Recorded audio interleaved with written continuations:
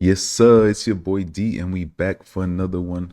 I'm always going to start off by saying I am not a financial advisor. This is never financial advice. None of my content is to be taken as financial advice. Please do your own DD, do your own research, make your own decisions when it comes to trading and the stocks and the stock market and all that and whatnot, right?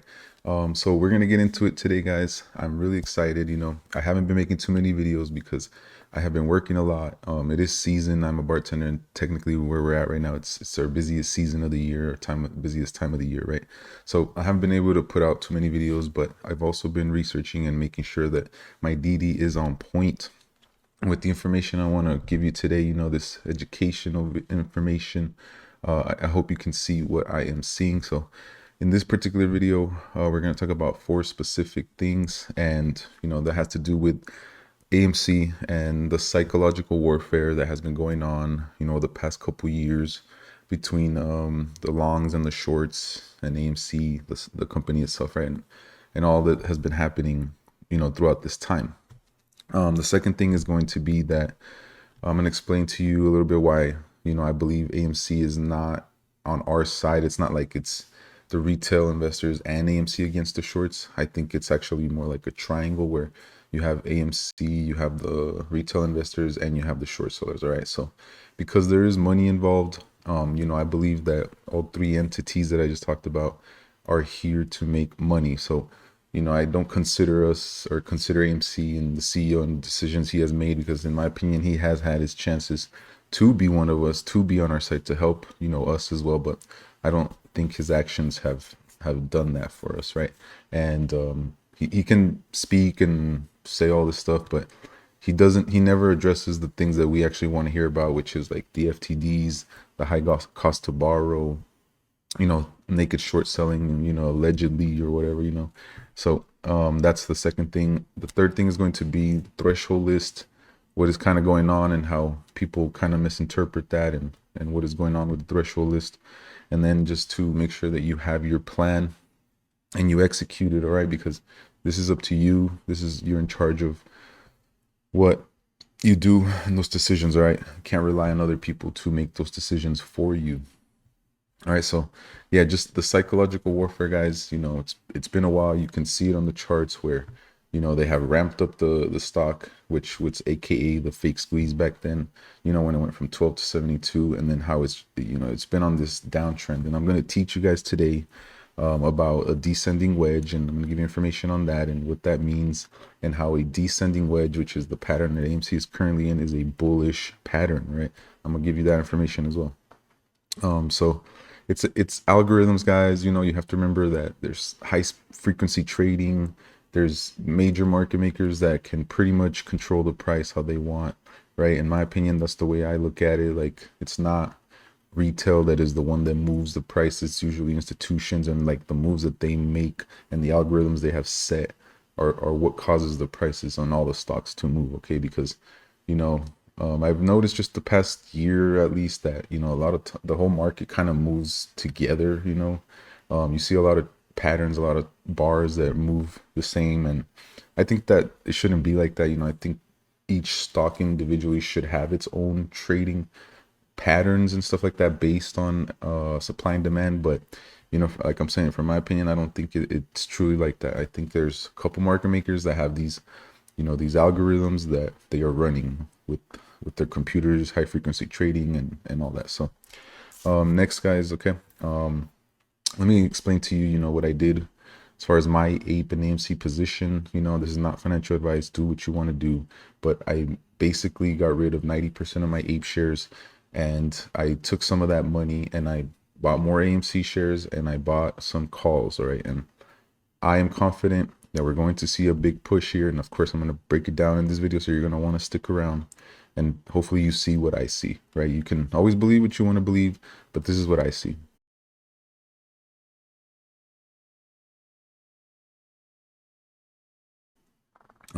So I got into calls, for March 17th, different strikes, because of what I see happening right now with the threshold list, T plus 35, the FTDs, and so on. Okay, but I'll give you more information right now on that.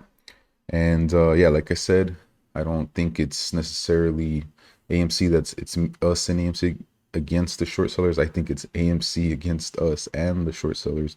I think it's us against AMC and the short sellers. I think the short sellers are against AMC and the retail investors, right? If you get what I'm saying, it's three different parties because there's money on the line here, guys, right? What does AMC want? They want to pay off their debt, right? And I'm not trying to spread FUD or nothing. I'm just trying to, explain to you how I'm basing my thesis right now, my information, and what I think is going to happen, right? Because there's money, right? AMC wants this money, right? They've never, I don't remember Adam Mariner ever saying that he wants a short squeeze, that he wants the, the squeeze to happen so that retail can make money and they can walk away or come back. I've never, from what I recall, heard him say that. So to me right now, it's about, right, the money. Like, retail investors want to make money, AMC wants to make money, the short sellers want to make money. All right, so I don't consider us being buddies with AMC and whatnot. Okay, but that's just my perspective, guys. But let's jump into some facts, some information that I want to share with y'all. All right, so let's switch it up. All right, let's get to it. I'm gonna bring up some pictures first, right? I'm gonna show you this. This is gonna have to do with the information I'm gonna give you right now with descending wedge pattern. So that's one.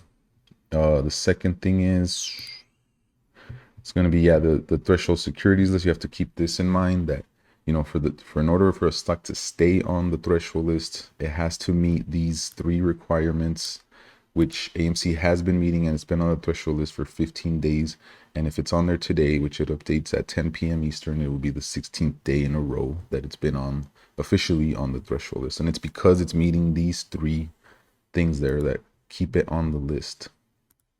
The next thing, you can always check my information. Like I said, I've been double checking it, triple checking it, guys. Like, I want to bring you the receipts and the best information possible. So remember that AMC has been on the threshold list before, and the longest that it's ever been on the threshold list was like 44 days, and I'm going to show you guys that right now. And then, it was on the list again for, I think, like 7 or 8 days, and then again, which I have a chart pattern here. Yeah, right here. So I'm gonna zoom in. These blue squares, look at these blue squares here. These are the days that AMC has been on the threshold list. So back here in these dates, it was 44 trading days that it was actually on the threshold list, and it has been on there before, right? That's the longest time it's ever been. And then I think it was like 8 days. And then back here in July, it was on there for, I don't know, another 8-9 days. And right now we are on 15 days going on 16 if it is on that, if it's on the threshold list today. And remember, this is a descending wedge here. This is a symmetrical triangle. And then again, we are in a long descending wedge here, okay? In my opinion, that's what I see on the charts. So there's that. So let's jump into the internet next so I could prove to you guys some things that I got, all right? So super high short interest on AMC, 22.93%, 118 million shares on loan, according to Fintel. And, one other point of why I do not want the merge is because if you merge those 900 and some million AMC shares or APE shares with the AMC, the 516 million, that is automatically, right, going to drop the short interest. It's going to drop, it's going to expand the float. So it'll be dilution on the AMC side. And to me, it will be just a whole different play. Right now, I believe AMC is ready to pop without APE, without anything else, right? Just the data alone, the high short interest, the high days to cover, the cost to borrow fee. I believe AMC is ready to blow, right? To pop. Just my opinion, guys.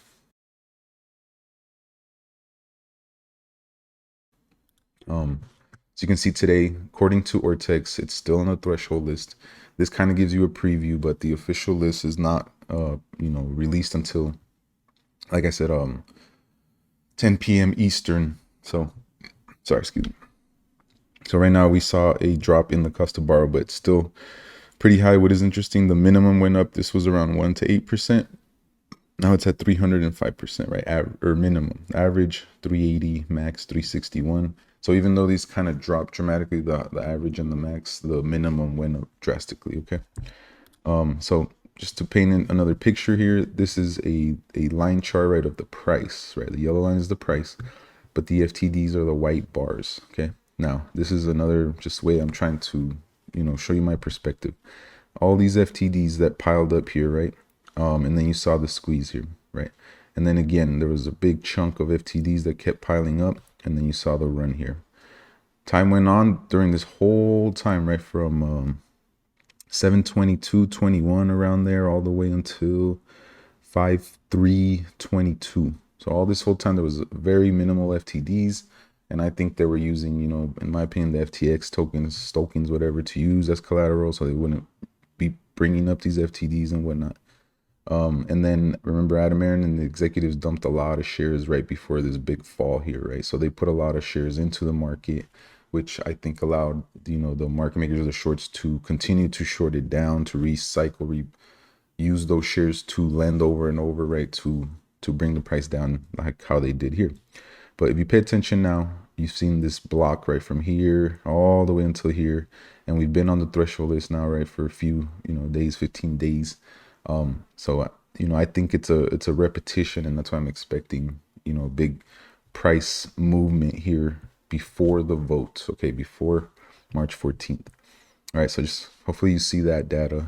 Next, I'm going to prove to you here. So what I'm talking about here is, GameStop.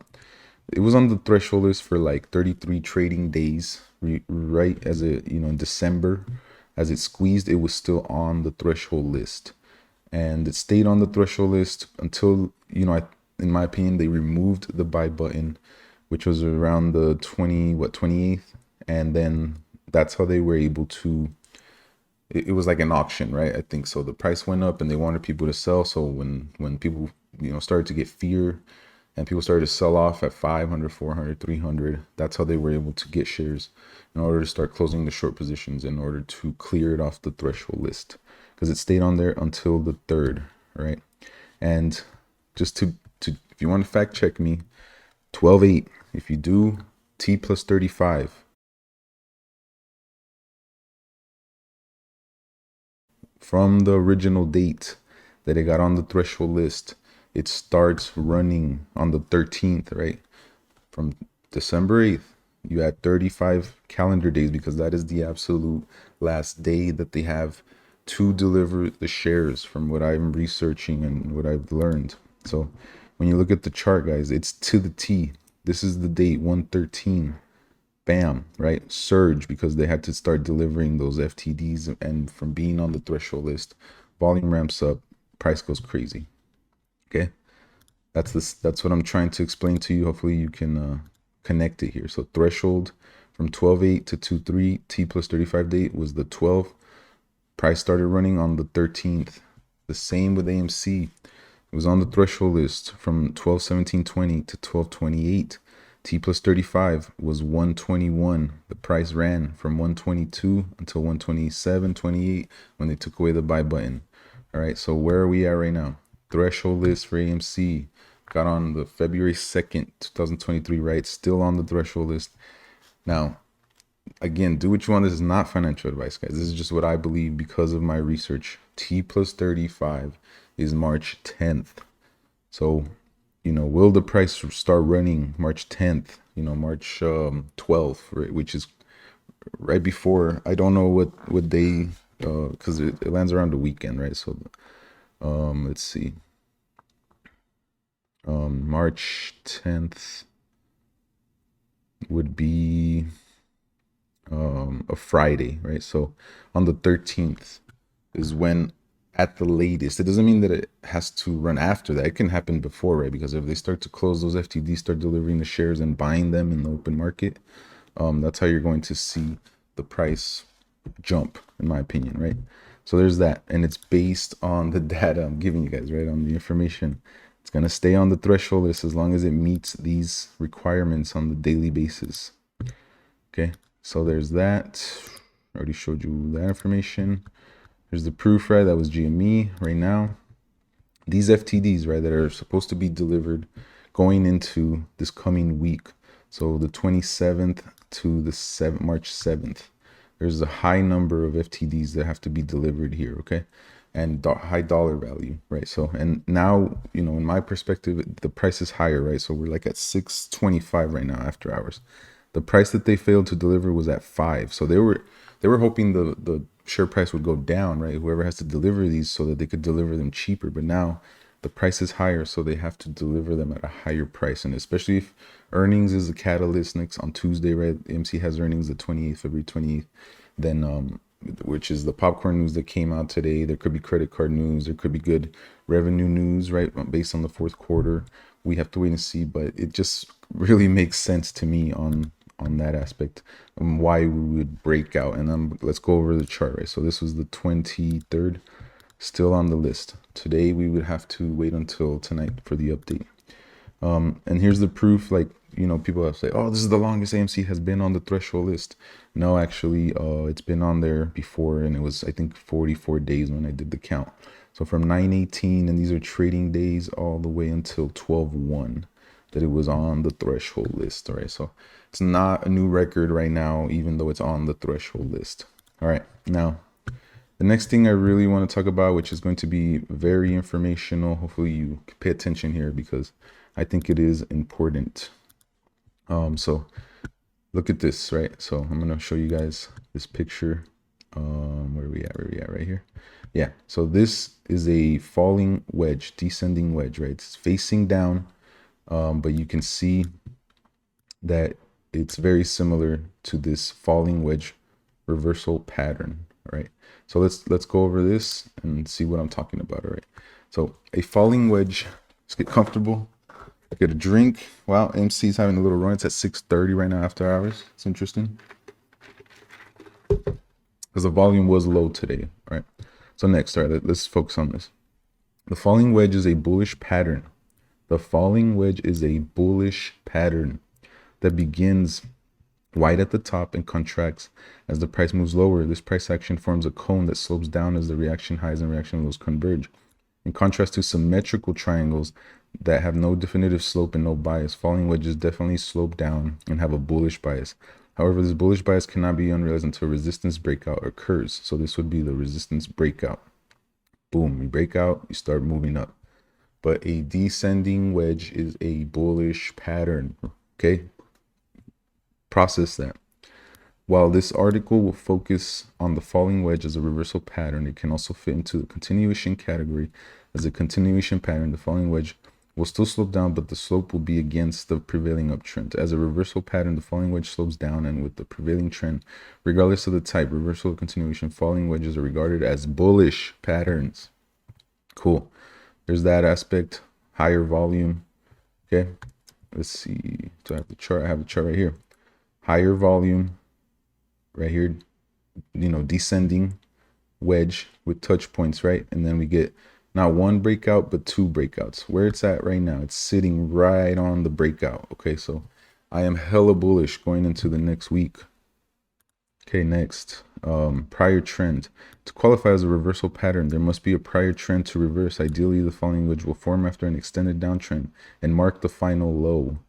What is the final low that I'm looking at? This was the final low.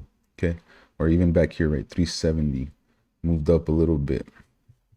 Okay, upper resistance, it takes at least 2 reaction highs to form the upper resistance line, ideally 3. Each reaction high should be lower than the previous highs. It takes at least 2 reaction highs. Okay, 2 reaction highs from the top. So it would be from here, right? 1, 2, breakout, bounce, let's go. Next, the lower support line, at least 2 reaction lows are required to form the lower support line. Each reaction should be lower than the previous. At least 2. 1, 2, breakout, bounce, let's go. Contraction, the upper resistance line and the lower support line converge to form a cone as the pattern matures. The reaction lows still penetrate the previous lows, but this penetration becomes shallower. Shallower lows indicate a decrease in selling pressure and create a lower support line with less negative slope than the upper resistance line. Resistance break. Bullish confirmation of the pattern does not come into the resistance line until it's broken in convincing fashion. Okay, so breakout 1 came to retest, bounced, it broke again. To me, that is confirmation, in my opinion. All right, looking from this information. Volume. While volume is not particularly important on rising wedges, it is essential ingredient to confirm a falling wedge breakout. Without an expansion of volume, the breakout will lack conviction and vulnerable to failure. What do you see here? low volume coming into it, and then volume starts to move up. Today was low volume, but you know, the previous days was higher volume that helped to break this out. All right, so just right there, guys, right? Information is key. As with rising wedges, the falling wedge can be one of the most difficult chart patterns to accurately recognize and trade. When lower highs and lower lows form the falling wedge, the security remains in a downtrend. The falling wedge is designed to spot a decrease in downside momentum and alert technicians to a potential trend reversal. Even though selling pressure may be diminishing, demand does not win until a resistance is broken. Resistance. As with most patterns, it is important to wait for a breakout and combine other aspects of technical analysis to confirm the signals. So you would have the falling wedge here, all right? So look at how similar this looks, right? If you look at this peak, so the volume went up, you bounced, and then it moved out of the wedge. Right here, volume went up, bounced, went above, tested it, and rebounced. And now I expect, right, for it to start moving higher. Something like this. All right, this would be the continuation, I think, because of the resistance lines that we have, and then the major resistance up here would be around 16. See if we can get the big rip, all right, the big continuation to cause a squeeze, right? So you know, it's basically just going over the same thing, volume, right? After the trend line breakout, there was a brief pullback to support the trend line extension. The stock consolidated for a few weeks and then advanced further on increased volume again. So we're looking for volume to break out, and we're looking for this continuation and for, you know, good news from AMC to help support this breakout and whatnot. So I know that's a lot of information, but you know, there's high FTDs right now. You should already know by this point. I always try to educate my subscribers on what FTDs are, what it has to do. But guys, the information is here. That's why I'm bullish as fuck, right? And Trade says, and I went to research. That's why I went to fact check the descending wedge information, and he's right on that. It's a bullish pattern, right? So that's all I really got, guys. Let me you know, get us out of here. I know this was a longer video, but I think it had very helpful information. So, you know, I'm always here to try to give you guys information, education that you can then take and research and do what you want with it, right? But it's not financial advice, never financial advice, guys. Just please, if anything crazy happens, you know, you have your reasons why it can happen, why this is happening. Be prepared, have your plan, stick to it, execute, and that's how you make money, right? When you stick to your plan, when you have you're not just, oh, I'm just gonna diamond hand forever, right? That's not personally me. If I see a good portion, a good pop, a good profit, right, then I have to decide what to do at that time. But I have my plan, and you know, it's gonna be an interesting weekend. We'll see if more news comes out with AMC and whatnot, but that's all I really got for you guys. So I'm gonna let you go, catch you in the next video. All right, guys, peace.